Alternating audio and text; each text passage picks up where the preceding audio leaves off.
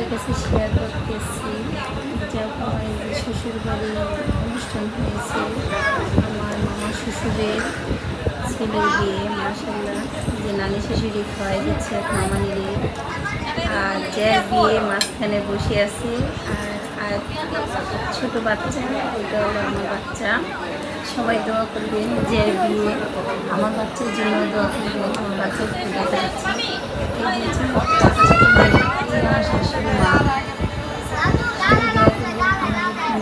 জন্য আমার ননদ, একটাই মাত্র ননদ।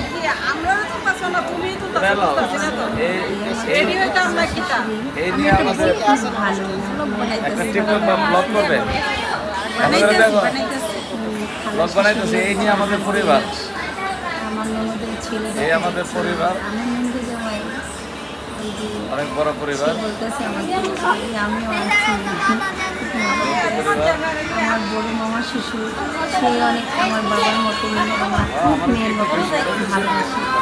জানি না আল্লাহ ছেলে তো বিয়ে করেছে, যদি ভালোবাসে না এতদিন তো আমাকে অনেক ভালোবাসছে। এখন বৌমাকে আমি বৌমাকে আমার ভুলেও জিনিস ভালোবাসাটা যিনি সারা জীবন থাকে, এটা সবাই দোয়া করবেন।